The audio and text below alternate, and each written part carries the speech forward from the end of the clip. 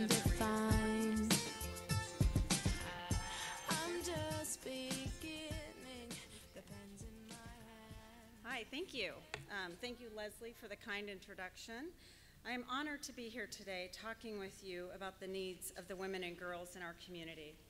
And I would like to extend my appreciation to my fellow Foundation board members and host committee members who have put so much work into today's luncheon. Let's give them another round of applause.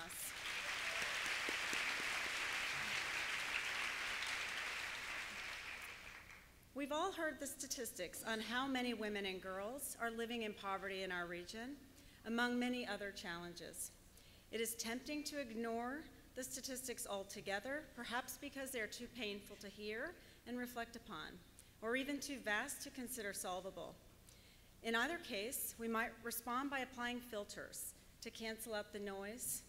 It can also be tempting to flee to a position of inaction. You know, that mental place where we all go to at times to make counter-arguments for why we shouldn't bother.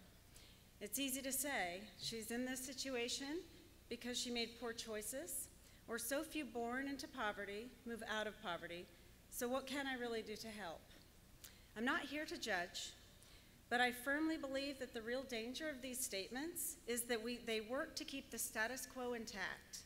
Simply put, inaction will not make our community stronger. These statements generalize the problem and harm our cause by desensitizing us to what it really means for women and girls to live in poverty. It's less real in the abstract. These statements fail to recognize the success stories, the fact that some people, often by the grace of God and community support programs like the Washington Area Women's Foundation, really do make it out and break the cycle of poverty. You probably don't hear about those stories as frequently because they are also painful to talk about. But that's what happened to me. And that's why I believe I'm here today, to share my story, to help you take on board the need in our community, and most importantly, your ability to help solve that need. When I reflect on my own life and accomplishments, I think a lot about how it is so unlikely that I should be here in this place with you right now, having this conversation. You see, I was born to parents who struggled deeply with mental illness that resulted in my father taking his own life by the time I was 8 years old, and then my mother estranged since I was 17. They were young parents who had 6 children in the span of 8 years. The death of my father exacerbated my mother's mental illness and left her unfit to care for us, particularly as a single mother without a job.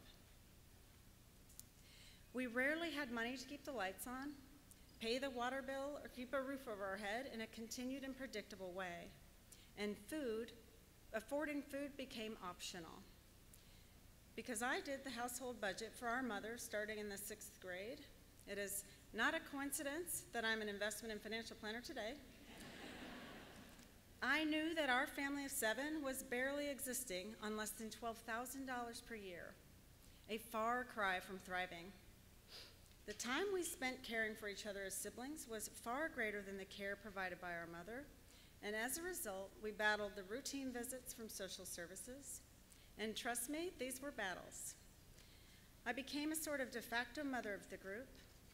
My brothers and sisters and I did a variety of things to find food, and learned quickly that perfect attendance in school not only meant you might become a better student, it also meant that you were guaranteed to eat at least once every weekday through the free lunch program, which my siblings and I would sign ourselves up every single school year, all of the way through public school. I started working on the early side at 14 and contributing all of my earnings to the greater good of our household. I always felt hopeful about finding a different way of life and remained focused on that goal. Growing up in extreme poverty contains so many layers and feels extraordinarily isolating. You aren't included in parties, you don't have many, if any, friends, certainly ones you can trust.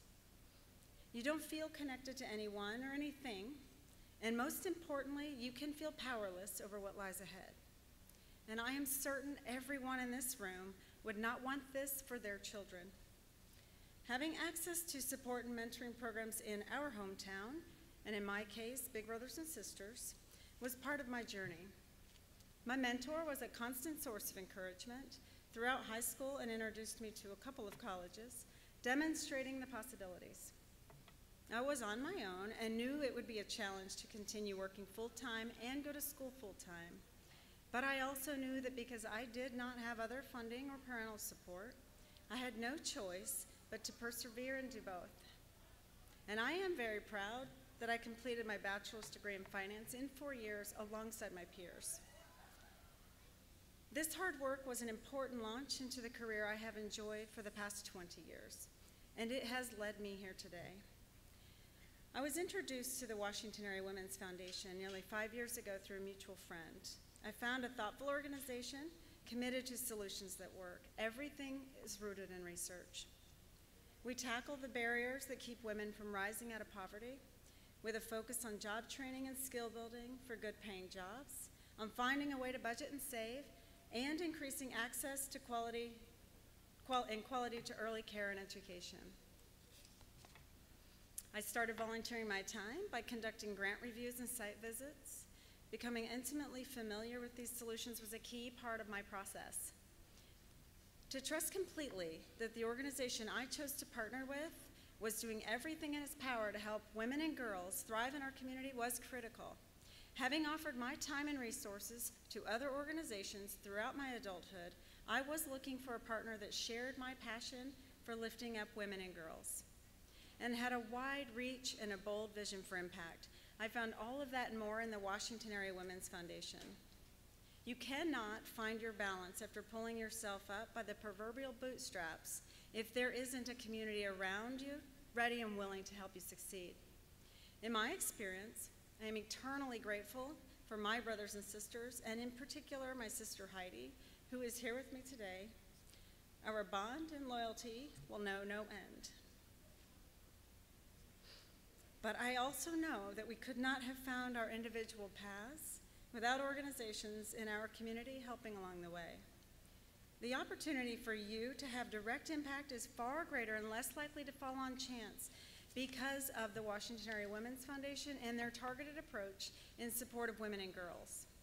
To meet our goals, the women and girls in our community need to feel like they have allies among them and not isolated. So lend your expertise and offer your influence, because everyone in this room has this at their disposal.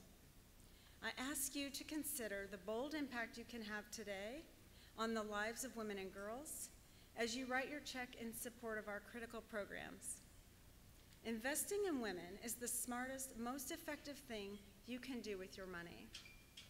Your gift changes lives. I am honored to share with you that an anonymous donor and a new friend of mine has issued a challenge to each of you. She will match the contributions made in this room today, dollar for dollar, up to $100,000. Let's give her a round of applause.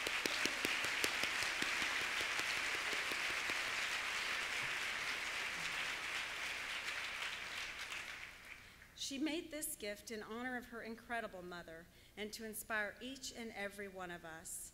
You may have come here today with an amount you're ready to give. I ask you to please double it. Donor cards are on the table.